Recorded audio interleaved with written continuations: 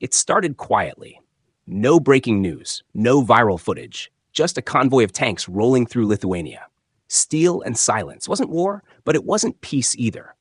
At the same time, high above the Baltic Sea, a Russian fighter jet came dangerously close, just 100 feet from a U.S. reconnaissance plane. There was no contact, no missiles, just a warning, one that didn't need words. Because in this part of the world, that's how warnings are sent, not with speeches, but with maneuvers. To most of the world, this looks like posturing, military drills, saber rattling, the usual Cold War theater. But to those living between the Baltic Sea and the Russian border, this feels different. This feels like the opening act. Because this region, Latvia, Lithuania, Estonia, it isn't just a stretch of land, it's a trigger. And that trigger is being tapped more and more. To understand why, you have to go back to the early 1990s.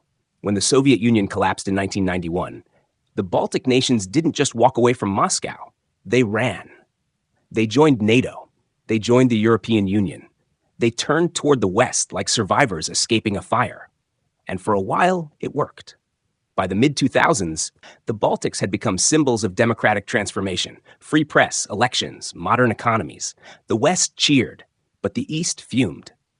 To Vladimir Putin, this wasn't just geopolitics. This was betrayal. Because in his worldview, these countries were part of Russia's near abroad, a buffer zone of influence. And losing them wasn't just strategic, it was humiliating. So he did what Russia often does when diplomacy fails. He turned to the military. But not in the way you might think. Putin didn't invade. He encircled, one piece at a time. To the west of the Baltics lies Kaliningrad, an isolated Russian territory wedged between Lithuania and Poland. It might look small on the map, but it's packed with weapons. Kaliningrad is one of the most militarized zones in Europe. It hosts the Baltic Fleet. It houses nuclear-capable Iskander missiles. It's loaded with electronic warfare systems that can jam NATO's satellites and communications. It's a knife pressed against NATO's ribs. And then there's the Suwalki Gap, a narrow 65-mile strip of land connecting Poland to Lithuania.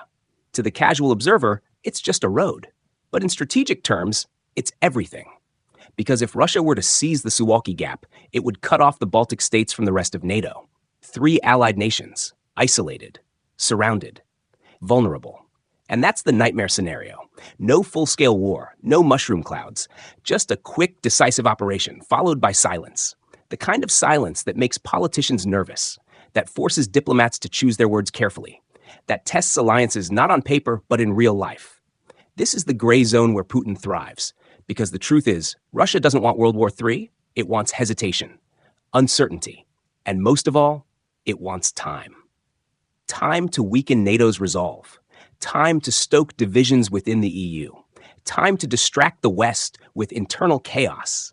And there's plenty of that.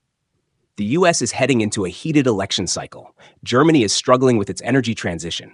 France is facing waves of protests. And the war in Ukraine, it's draining resources and attention from everywhere else. All of this plays right into Moscow's hands. Because when you're distracted, you're vulnerable. And the signs are already there.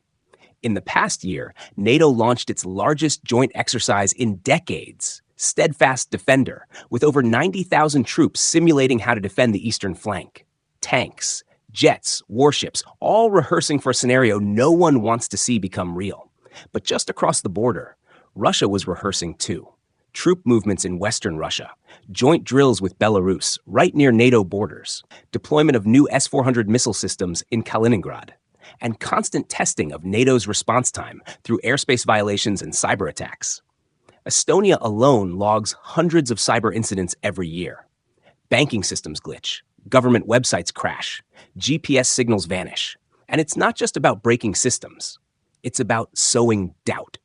Because if people stop trusting their institutions, if soldiers stop trusting their signals, if governments stop trusting each other, that's a win for Moscow.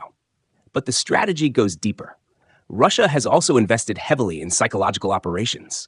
Propaganda aimed at Russian-speaking minorities in the Baltics. Messages that NATO is a threat, that the West abandoned them, that only Russia will protect them. It's an old Soviet tactic, divide and destabilize. Only now it's faster, digital, and harder to trace. And then there's Belarus. Since the 2020 crackdown on pro-democracy protests, Belarus has moved fully into Russia's orbit.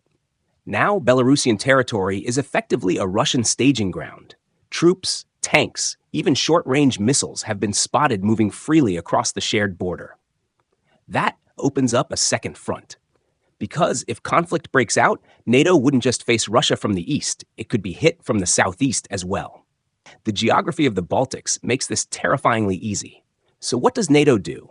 So far, it's been about signaling strength, increased troop rotations, permanent bases in Poland and the Baltics, F-35 deployments, warships in the Baltic Sea. But strength only works if it's believed. And that's the crux of the entire situation. Will NATO actually act? If Latvia is invaded, will American troops fight? Will German tanks move? Will French aircraft take off? That's the gamble Putin is watching. He doesn't need victory on the battlefield. He needs victory in perception. If NATO fails to respond fast enough, if the alliance looks fractured even briefly, that sends a message not just to Russia, but to the world. That Western promises are flexible. That deterrence can fail. That Article 5, the cornerstone of NATO, can be bent. And in international politics, perception is power. So what's next? The truth is, no one knows. Maybe this tension lasts for years. A long, icy stare down across borders and coastlines. Or maybe something slips. A cyber attack hits the wrong server. A NATO pilot misreads a radar blip. A training exercise becomes too real. And then we're in a crisis. A crisis that might not begin with an invasion, but with a pause. A pause in communications. A pause in response. A pause in certainty. And in that pause, everything changes. So if you're looking for signs of what's coming, don't look for explosions. Look for gaps. Gaps in data. Gaps in diplomacy. Gaps in resolve. Because the next big conflict might not start with a bang. It might start with a whisper. And somewhere in a silent forest near the Suwalki Gap, that whisper is growing louder. Thanks for watching. If you found this video informative or thought-provoking, I'd really appreciate it if you could subscribe. Feel free to share your thoughts in the comments below.